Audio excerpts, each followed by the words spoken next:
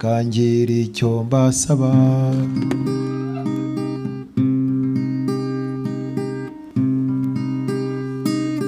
ati ndabizi ko munyica ndabibona ko nta makiriro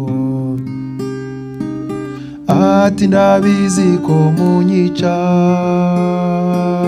ndabibona ko nta makiriro kunyica ni munyice ariko mundekera abana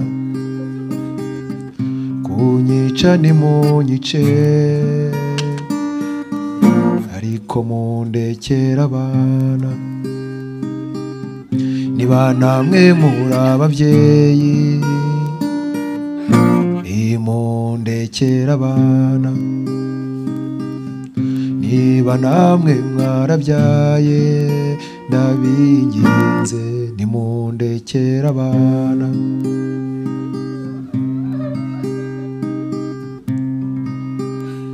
iryo jambo rya nyuma yavuze iteka rimpora ku mutima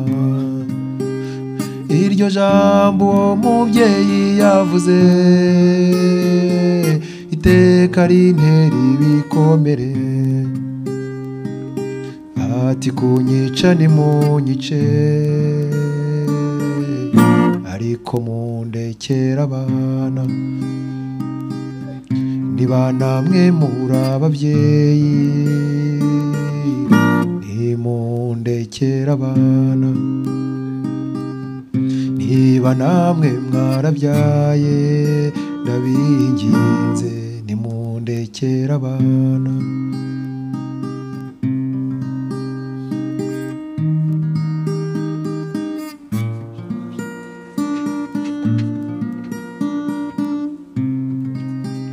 uko bakubitaga uwo mubyeyi abana be nabo barabibonaga akana ke kabucura karamuhamagaye akana ke kari igitambambuga karamuhamagaye katari kose mama ubu turazira iki nibongera kugukubita ndabarega kuri papa nibongera kugukubita erega mama ndabarega kuri papa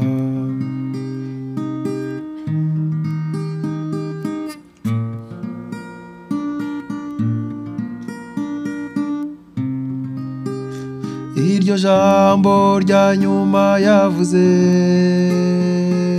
iteka rintera ibikomere iryo jambo uwo mubyeyi yavuze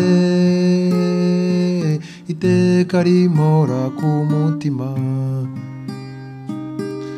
ati kunyica ni munyice ariko mundekera abana kunyica ni munyice ariko mundekera abana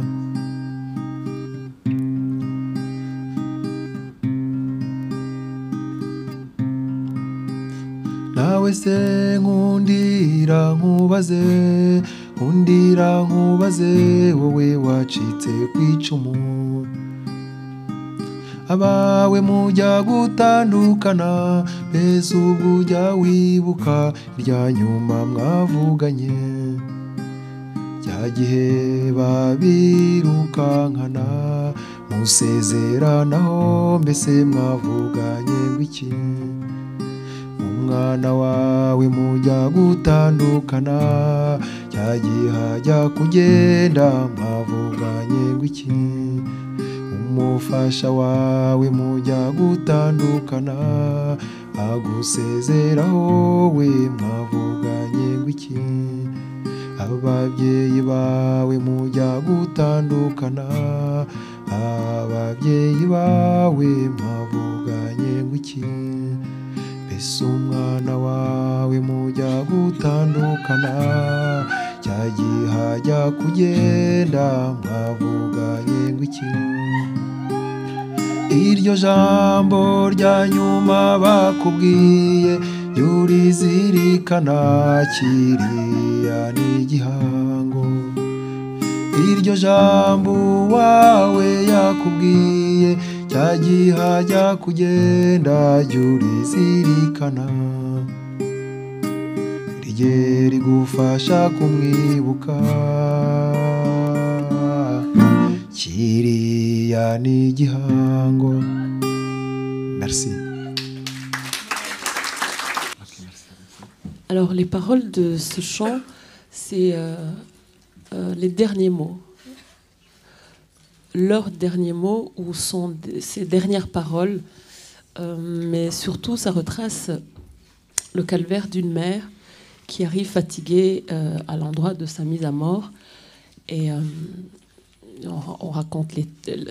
il raconte l'état dans lequel elle se trouvait et ensuite cette agonie, un enfant qui voit sa maman être frappée et il dit maman, s'il continue de te frapper, je vais les accuser chez papa. Donc ça veut dire que les enfants ne savaient pas ce qui arrivait, ce qui leur tombait dessus. Et ensuite, il dit tout simplement que ces dernières paroles, c'est comme un pacte, un gage, un pacte avec eux, avec leur mémoire. Si vous en avez de la chance, vous rescapez de connaître ces dernières paroles. C'est quelque chose à garder, c'est un pacte avec eux et je crois que c'est tout. Dans la deuxième chanson, la maman, elle supplie les tueurs. Elle dit, tuez-moi, mais ne tuez pas mes enfants. J'allais dire, nous nous excusons, mais vraiment, comprenez-le, nous avons des mamans à qui on a tué les enfants, et ça a été les mots qu'ils ont dit. Mais vous pouvez continuer. Oui, merci beaucoup.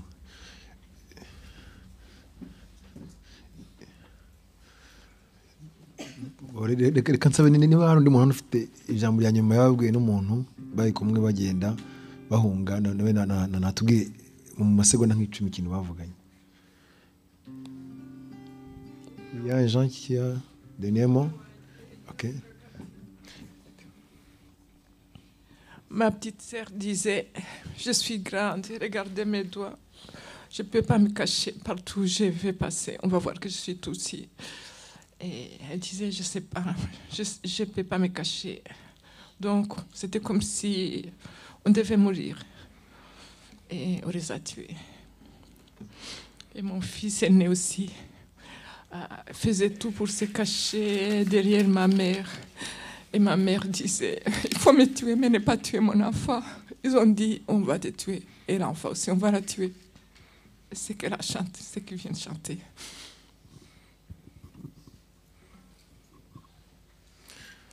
Ok, merci. Okay.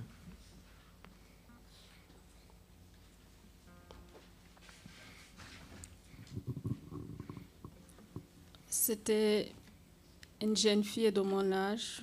On avait 19 ans. On s'était rencontrés dans la foule quand on fouillait, on ne se connaissait pas. Elle venait de Boutaré, elle venait juste passer les vacances chez une amie.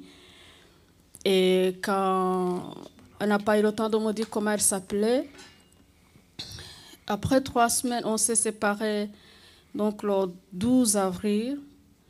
Et chacun est parti de son côté, enfin, sortant des cadavres, bien sûr. Et après, moi, quand je me suis échappée où j'étais encastrée, Je l'ai retrouvée mourante, mais je n'ai pas tout de suite compris qu'elle était en train de mourir. Donc j'ai essayé de la sauver et elle voulait me parler d'où elle venait et son nom. Elle n'arrivait pas, elle me regardait. Et son dernière parole que j'ai, c'est son visage. Jusqu'aujourd'hui, 25 ans après, je cherche toujours quelqu'un, une personne qui aurait connu cette personne. Je me dis, sans moi, toujours, on me dit que parmi les gens, les Rwandais que je rencontre, il y a peut-être des gens de sa famille qui ne savent jamais si elle est morte ou si elle est vivante. C'est pour ça que je tiens à chaque commémoration de parler de ça, parce que j'ai fait des recherches sur Internet en vain. Je trouve toujours, personne ne se manifeste toujours. Mais je n'ai pas son nom. Elle était claire, peut-être 1,60 m, presque ma taille, et assez fine de taille. Elle venait de Boutaré, et là on était à Moisy, au bord du lac Moisy, à Cabaret. Donc elle était venue rendre visite à une copine de sa classe. Mais moi, sa dernière parole que j'ai, c'est son visage, et elle est morte dans mes bras.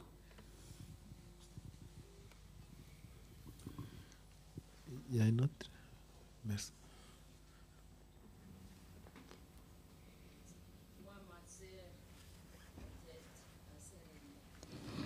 Avait 5 ans. L'aîné avait 12 ans. 12 ans, 10 ans, 8 ans, 7. L'avant-dernier, je pense, 2 ans et 1 an. Je ne sais pas si j'ai cité 5 ou 6. Et alors, ils étaient à Tchahinda, à Boutaré. Tous les 5 enfants, l'avant-dernier avait faim. C'était un petit garçon. Il a demandé à sa maman qu'il a faim. Et sa maman s'est retournée. Elle a dit à son mari, je dois aller chercher de quoi donner à mes enfants. Et son mari lui a dit, oh, tu vas où? On est loin de la maison et partout il n'y a rien. Mais elle s'est levée. Elle est partie. Et tous les 4 enfants, elle était avec. L'aîné n'a pas suivi. Elle est restée avec son papa. Et ils ne sont pas arrivés loin. Ils ont commencé à tuer. Elle a demandé, tue-moi, moi toute seule, mais pas mes enfants. Mais malheureusement, on l'a tué après ses enfants, après avoir tué ses enfants, ses 4 enfants.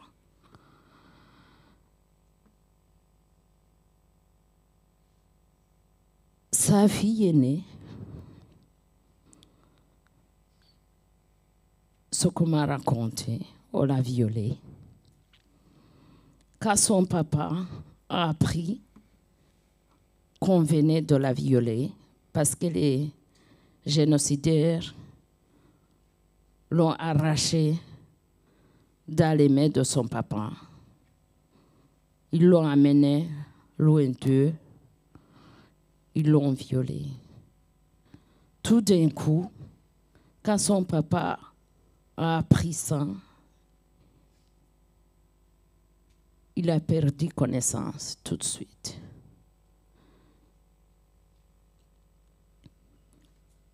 J'ai oublié un petit épisode.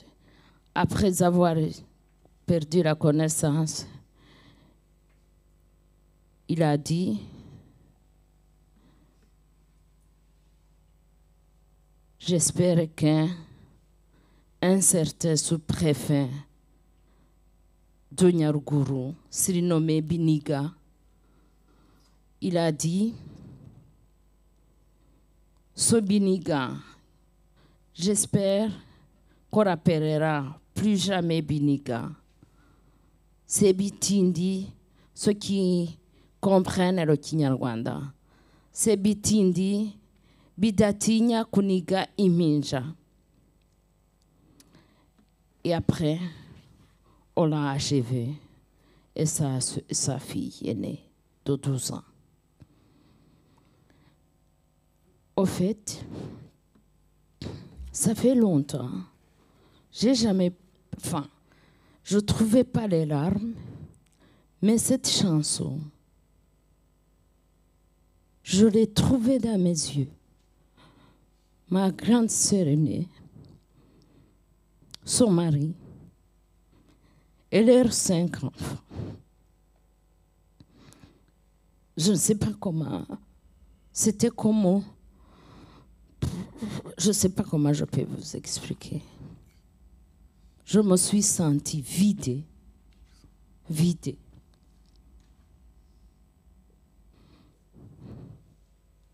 Merci.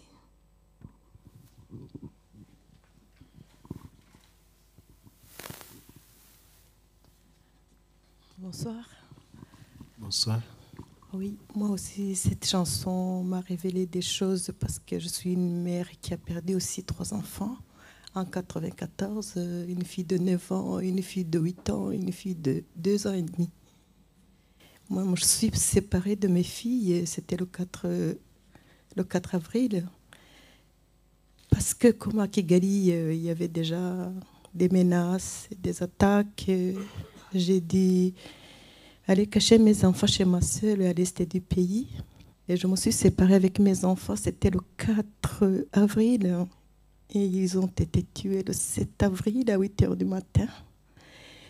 Mais au moment de me séparer avec elle, le 4 avril, ma deuxième fille, Méline, m'a dit qu'on était toujours menacés avec des tracts, avec des grenades, et tout le temps. Donc on était réfugiés déjà dans Kigali. Quand je me suis levée pour retourner à Kigali pour aller travailler, pour reprendre mon travail, et le mardi, c'était après Pâques, ma deuxième fille m'a dit « Maman, ne retourne pas à Kigali parce qu'on va te tuer ». C'est le dernier mot de ma deuxième fille. Elle pense que c'est moi qui étais visée, alors que même les enfants étaient visés.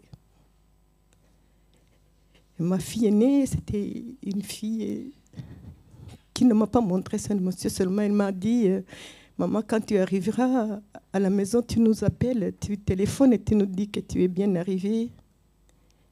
Et la cadette s'est réveillée parce que la deuxième s'est mise à pleurer, la troisième a pleuré aussi.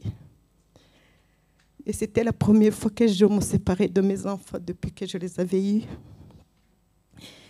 Et donc la plus jeune est Jessica Stéphanie.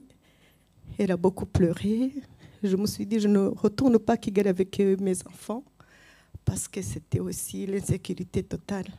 Parce que je me suis dit, ils vont passer 2 semaines avec ma sœur et après je vais les chercher pour reprendre l'école après 2 semaines de vacances. Je ne les ai pas revus depuis ce temps-là. Mais ce qui m'a dit, c'est qu'on les a tués avec ma sœur, leurs 3 enfants et son mari.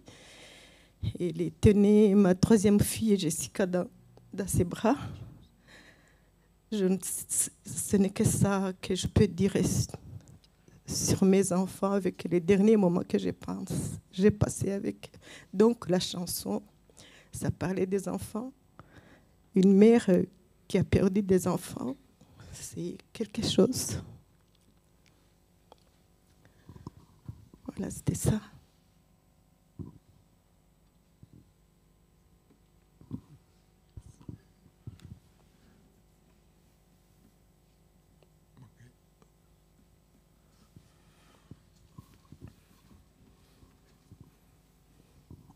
Je voulais vous dire un grand merci. Merci beaucoup. Bono.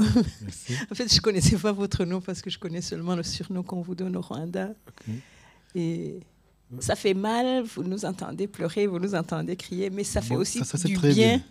bien. Merci beaucoup pour tes mots, bonhomme. Merci beaucoup pour ce que tu mets les mots là où beaucoup n'ont pas pu les mettre. Hein. Et il y a vraiment beaucoup d'abcès qui crèvent à cause de vous. Okay, On peut juste vous dire merci. Merci beaucoup.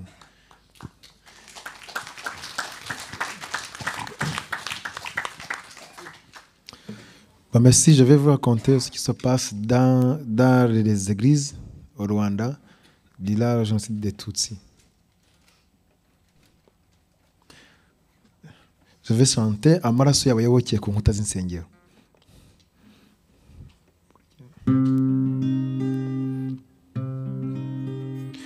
Abenshi mu bayoboke jenoside imaze gutangira bahungiraga mu nsengero bagira ngo wenda bazarokoka.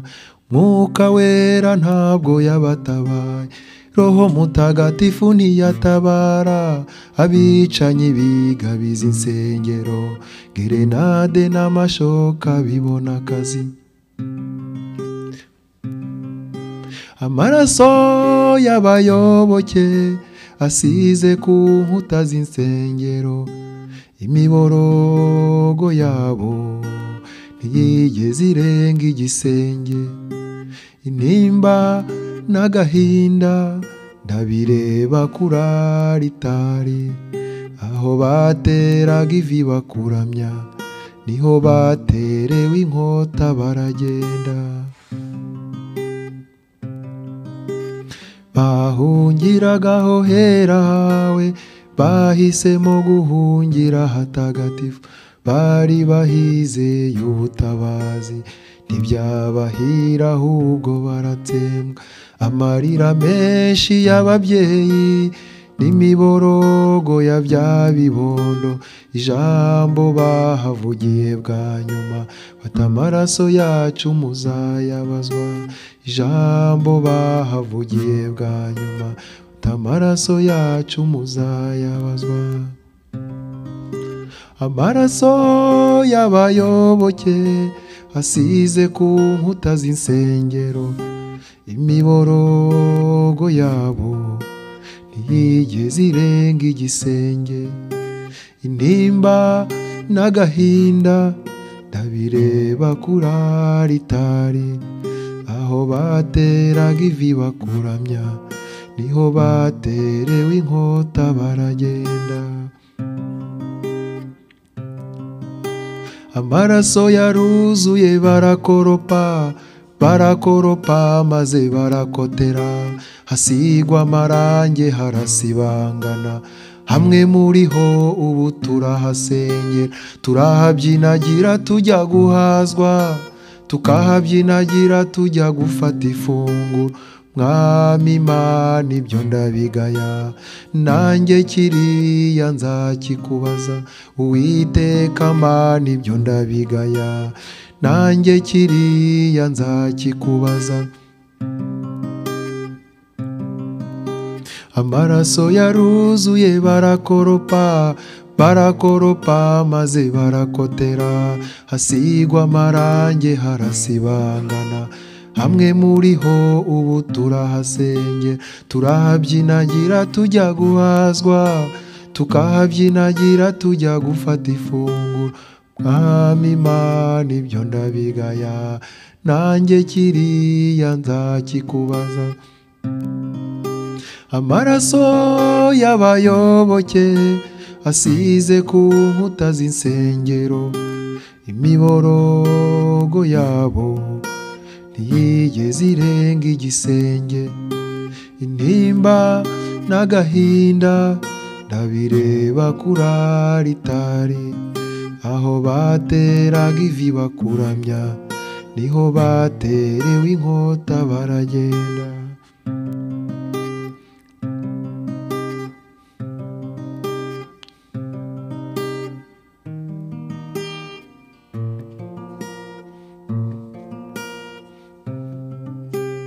Wakira ubwoko bwawe Mana, Mwami Imana ubakire.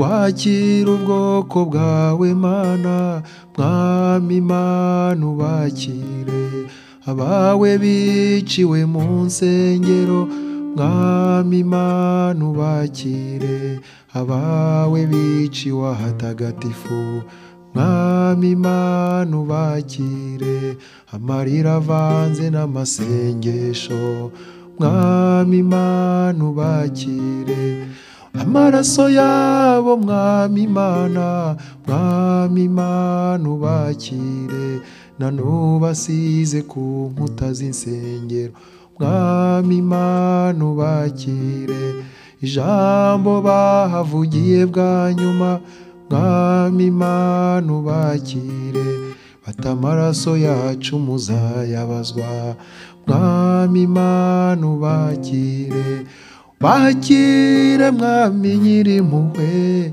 mwami mana ubakire. Merci.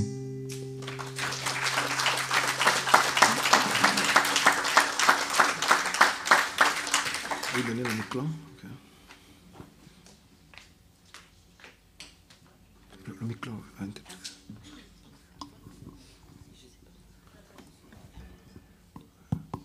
Ah oui, il va.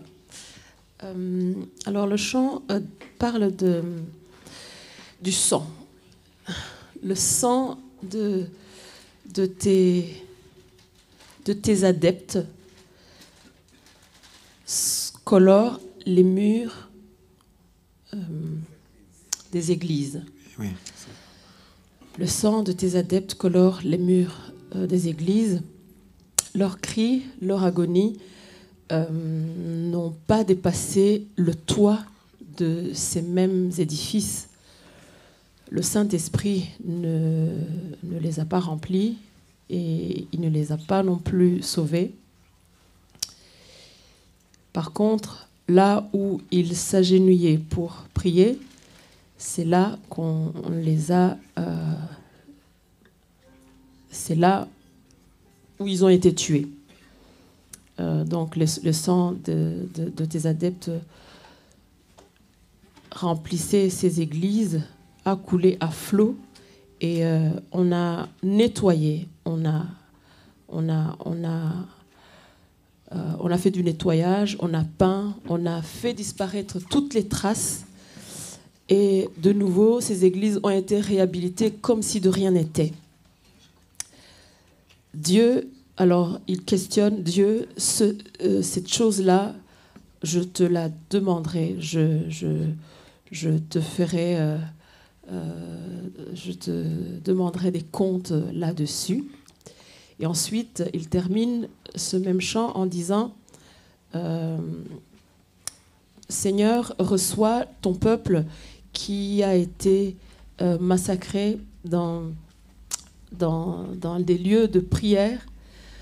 Reçois-les selon la dernière parole ou les dernières prières qu'ils y ont émises. Reçois ce peuple qui était à toi. Un peu comme ça. Ok, merci beaucoup. Je vais chanter Sinamenye aho wiciwe. Il y a beaucoup de Tutsis. Jusqu'à maintenant, nous ne connaissons pas là où ont été tués. Là où ils ont été tués. Duherukana cya gihe duhungira kuri komine ibitero byaraduteye umwanya urukwe n'undanya urukwe kuva cyagiye kugeza uyu munsi sinongeye kumenya agakuru kawe ndabizi ko kuri komine bahiciye abantu benshi sinzi niba ariho waguye cyangwa niba warakomeje urugendo kuva cyagiye kugeza uyu munsi sinongeye kumenya agakuru kawe sinamenya aho wiciwe ngo byibura ngushyingure mu cyubahiro, sinamenya aho wiciwe ngo byibura nge mpaza n'indabyo, icyo ntashidikanyaho nuko wapfuye wibazaga kuru kanjye, icyo ntashidikanyaho nuko wapfuye wibazaga kuru kanjye. Nyuma ya jenoside gato najyaga numva nzongera kukubona, nagendaga no mu muhanda nkagenda ndaranganya amaso no mu bantu benshi nkitegereza, ngira ngo wenda ndibuhakubone. Hari ubwo nibazaga ko wenda waba warahuye n'inkotanyi mugakomezanya urugendo, naho byahebye ukajya icyo cyizere cyaje gushira, sinongeye kumenya agakuru kawe, sinamenya aho wiciwe ngo byibura ngushyingure mu cyubahiro, sinamenya aho wiciwe ngo byibura nge mpaza n'indabyo, icyo ntashidikanyaho nuko wapfuye wibazaga kuru kanjye. Urujijo mfite uyu munsi n'agahinda kageretse ku kandi, kuba ntazi urupfu rwawe, kuba ntazi aho wiciwe, kuba ntazi niba warashyinguwe, iteka ryose mpora mbitekereza. Niba waratawe mu nzuzi, ibyo ntabwo nigeze mbimenya, niba warajugunywe mu myobo, nabuze n'umwe wampaye makuru, nakurikiye inkiko gacaca ngira ngo wenda nzamenye urupfu rwawe, sinigeze numva n'umwe, nta n'umwe wireza urupfu rwawe. N'ijambo rya nyuma wavuze, n'ijambo rya nyuma wavuze, naryo ntabwo nigeze ndimenya, kuko ntabwo twari turi kumwe. Sinamenya aho wiciwe ngo byibura ngushyingure mu cyubahiro, sinamenya aho wiciwe ngo byibura nge mpaza n'indabyo, icyo ntashidikanyaho nuko wapfuye wibazaga kuru kanjye, icyo ntashidikanyaho nuko wapfuye wibazaga kuru kanjye. Abavuga ko jenoside itateguwe baba bigiza nkana, barabihakana babizi, kandi abenshi ni nabo bayiteguye. Ngengabitekerezo yayo iteka ryose bayihoza ku mitima, ntabwo tuzemera na rimwe uwadusubiza mu icuraburindi, nta n'umwe uzagoreka amateka yacu, amateka yacu nta uyaturusha. Uzahakana ayo maraso azaba atatiye igihango, kandi burya iyo utatiye igihango amaherezo burya kiragusama. Bazakomeza bahakane, natwe dukomeze tudadire, amateka yacu turayazi, nta n'umwe uyaturusha, amateka yacu turayazi, kandi ubu turadadiye, amateka yacu turayazi, kandi ubu turadadiye. Merci.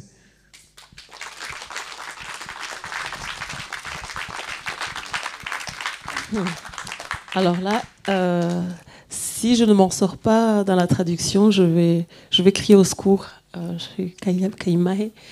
Je vais essayer.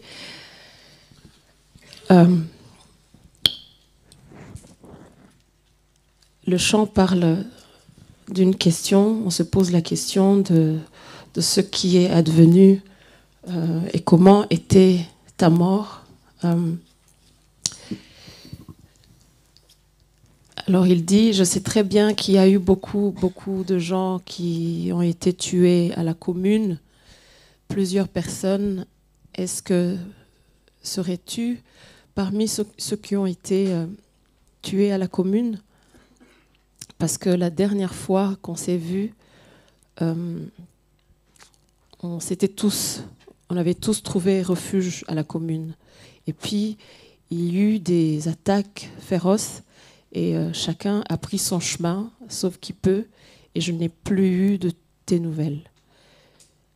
Je ne sais pas vraiment où est-ce que tu es tombé, où tu as été tué, pour que au moins je sache apporter des fleurs et mettre sur ta sépulture, ou alors te donner une sépulture digne. Mais certes, je sais que tu as été tué en voulant savoir aussi de mes nouvelles. Et après le génocide, j'ai eu beaucoup d'espoir que peut-être tu serais parti avec les Ingotagni. Mais finalement, cet espoir m'a lâché. Et aujourd'hui, ma confusion, c'est peine sur peine, juste par le simple fait que je ne connais pas ta fin tragique. Aurais-tu été jeté dans l'eau, dans une fosse commune? J'ai même essayé d'aller écouter et enquêter dans les gachacha, mais personne n'a fait des aveux comme quoi il serait ton bourreau ou t'aurait tué. Alors ceux qui disent que le génocide n'a pas été préparé font exprès, mais qu'ils sachent que nous connaissons très très bien notre histoire. Et ceux qui font cela, ils brisent le pacte. Ils brisent le pacte ou une alliance. Et en général, en Kinyarwanda, ça veut dire que celui qui brise ce pacte, le sang peut se retourner contre lui ou ce pacte peut le tuer. Alors, je ne sais pas si ma traduction est correcte, mais c'est comme ça que je sens. Si vous pouvez rajouter quelque chose. Voilà. Et nous connaissons bien notre histoire et personne ne peut la truquer à sa guise. Je tenais à vous expliquer, quand il parlait de la commune, en fait, les miliciens venaient chez vous et ils disaient « on vous amène à la commune ». Ou alors, il y avait des barrières partout, il fallait montrer la carte d'identité. Si vous étiez Tutsi, on vous dit il faut attendre à côté. Et après, on prenait tous les Tutsis, disait on vous amène à la commune. Et c'était pas la commune, c'était des trous qu'ils avaient mis partout avant le génocide. J'étais à Kigali, quand j'ai rentré, je voyais des sortes de conteneurs. Un jour, j'ai dit, c'est quoi ça qu'on a mis partout sur la route à Remera, là où j'habitais. On m'a dit que c'était des poubelles. Pour moi, je me suis dit, c'est des bizarres des poubelles, comme ça, sur la route, quoi. Et un jour, je vais voir une femme, et son mari, c'était un ministre, et c'était des Hutus. Et la femme, elle sort un truc comme ça. Franchement, les Tutsis sont très malins. Ils ont mis des poubelles partout. Et quand donc, les soldats des FPR, quand ils vont arriver à Kigali, ils vont nous tuer, ils vont nous jeter dedans. Et là non plus, je n'ai pas compris. C'était le contraire. Donc, il y avait ces poubelles, il y avait la commune, et ces trous. Et c'était horrible parce que quand on disait on vous amène à la commune, ils prenaient les mamans, ils se déshabillaient, on les conduisait à la commune tout nus. Et les jeunes filles, et parmi eux ma petite sœur, ont commencé à les taper avec des marteaux sur les pieds, et avant d'arriver à la commune. Et après j'ai su que la commune, c'était des trous qu'ils avaient fait avant. Des fosses communes, voilà, oui. Des fosses, oui. Merci.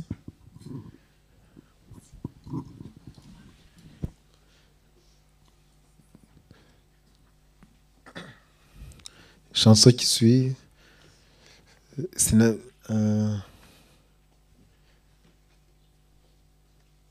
wasagute.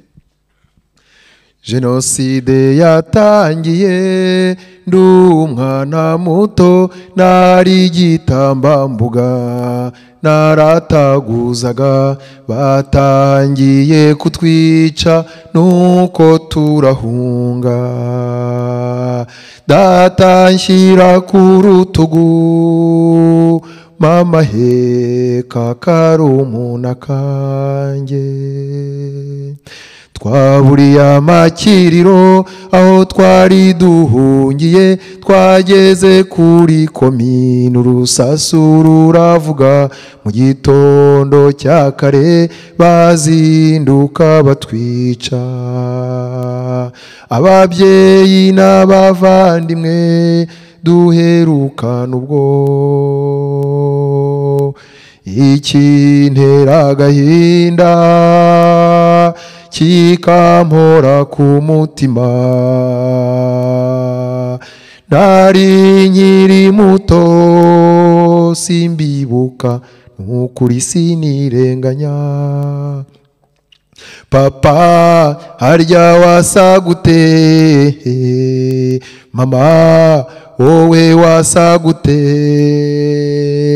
Papa harya wasagute, mama sinibuka isura yawe. Abavandimwe banjye, inshuti n'umuryango, nari nkiri muto simbibuka, nukuri sinirenganya.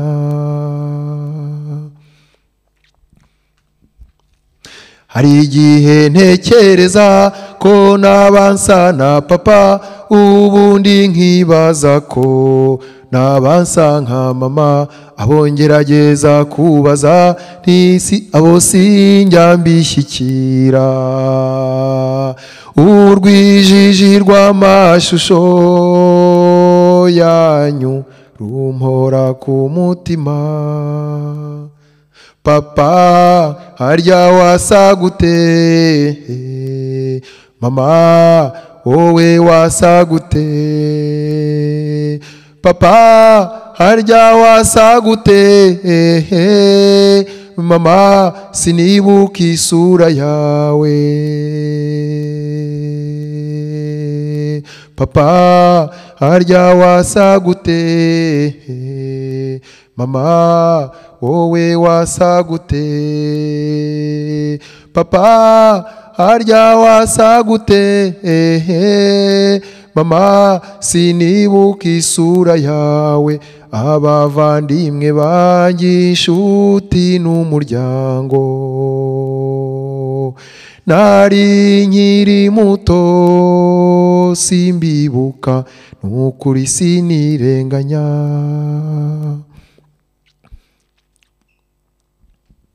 nakomeje kubaza uko mwajyaga mubaho, kenshi nkumva bavuga ko mwagiraga urukundo, nkumva mbabajwe nuko ntigeze mbamenya,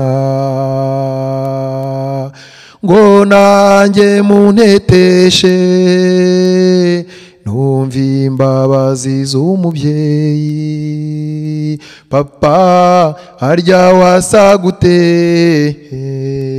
mama wowe wasa gute, papa harya wasa gute, mama sinibuka isura yawe, abavandimwe banjye inshuti n'umuryango, nari nkiri muto simbibuka nukuri sinkirenganya, papa harya wasa gute, mama wowe wasa gute, papa wowe wasa gute, mama sinibuka isura yawe, abavandimwe banjye inshuti n'umuryango, nari nkiri muto simbibuka nukuri sinirenganya. Imyaka ibaye myinshi 25, wenda hari amasura watangiye kwibagirwa. Kambo buhamya gato cyane uze kukurikira ni amasegonda make. Nagiye gukora indirimbo kuri jenoside yakorewe abatutsi Ntarama, njya guhura n'umuntu twaganiraga anganiriza ko hari umukecuru nazajya kubaza amakuru ya jenoside.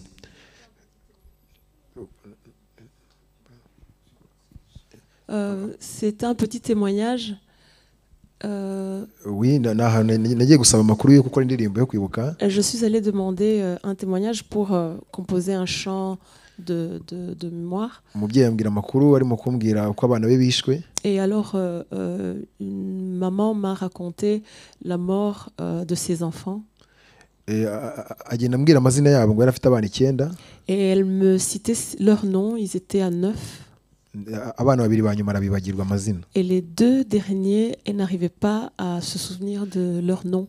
Bitewe n'ubuzima nyuma ya jenoside yabayemo.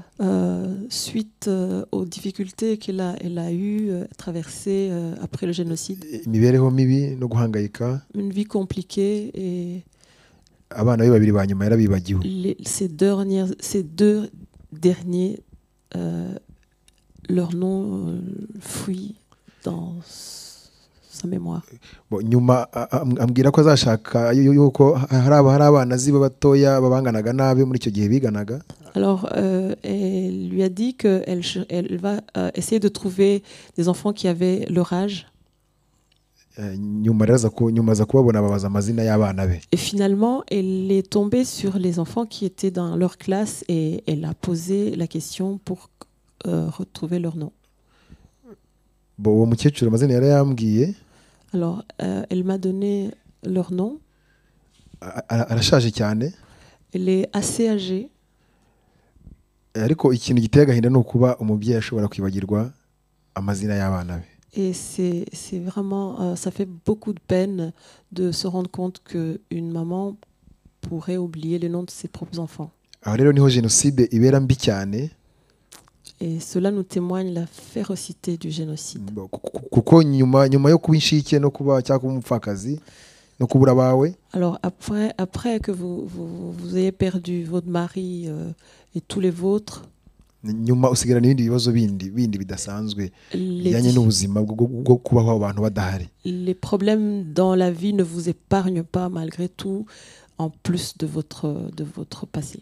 Iyo ndirimbo maze kuririmba rero nayo ni ubuhamya bw'umuntu w'inshuti yanjye wari ukiri muto. Alors le chant que je viens juste de chanter, c'est un témoignage d'un jeune, quelqu'un qui était tout jeune. Abantu bari bafite imyaka munsi y'10 abenshi ntago bibuka amasura y'ababyeyi abavandimwe ndetse n'inshuti zabo. Tous ceux qui avaient moins de 10 ans, pour la plupart, les souvenirs des visages des leurs fuient. Ok, merci.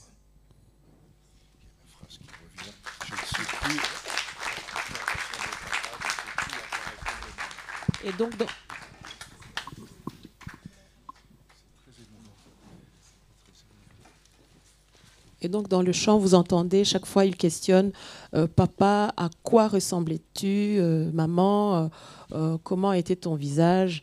Et je me demande parfois si je ressemble à papa ou à maman. Et donc c'est un peu ce qu'il vient d'expliquer. Ok, merci. Sinzigo. Uyu munsi nazindutse ngira ngo dusasi inzobe tuvuga amashira kinyoma aya mateka dusangiye muranamfasha mpindure imyumvire ya bamwe bahakana iki gisebo bateye iki gihugu. Iyo tuvuga kwibuka sinzigo tuba twimika sinzika ku mutima nibwo bumuntu bukwiriye. Jenoside yakorewe abatutsi tuyivuge si impanuka yagwiriye iki gihugu tuvukamo yarateguwe bihagije yigishwa mu mitima urwango rumaze kogera amaraso arameneka. Abavuga kw'iribara ritateguwe barakabya baratatira amaraso baratatira igihugu. Twibukiranye cya gihe kugira ngo ugire icyo uvuga cyangwa se ugire icyo ukora ukavuga ubwoko ukomokamo. N'urujijo rukomeye n'amarenga yacibwaga nyamara benshi ntitwamenye iki ngoma yarihatse. Indangamuntu igaragaza ubwoko ukomokamo n'iturufu ikomeye yakoreshejwe cya gihe. N'iturufu ikomeye yakoreshejwe cya gihe n'ubuhanga buhanitse bwuzuye ubugome gusa. Iyo tuvuga kwibuka sinzigo tuba twimika sinzika ku mutima nibwo bumuntu bukwiriye. Jenoside yakorewe abatutsi tuyivuge si impanuka yagwiriye ruriya Rwanda tuvukamo yarateguwe bihagije yigishwa mu mitima urwango rumaze kogera amaraso arameneka. Mu muhango wo kwibuka tuvuga abacu mu mazina ntihakagire iridusoba tutazavaho tuzima. Mu muhango wo kwibuka tuboneraho kugaya abagize uruhare mu kumena ayo maraso. Ni n'umwanya dushimira uwagize uwahisha akamukiza ababisha bamuhigaga nta mpuhwe. Tugashima bikomeye abitangiye igihugu tukongera kubaho twarabyumvaga nk'inzozi. Iyo tuvuga kwibuka sinzigo tuba twimika, sinzika ku mutima nibwo bumuntu bukwiriye. Jenoside yakorewe Abatutsi tuyivuge, si impanuka yagwiriye iki gihugu tuvukamo. Yarateguwe bihagije, yigishwa mu mitima, rwango rumaze kogera, amaraso arameneka. Merci beaucoup encore. Merci, merci, merci, merci.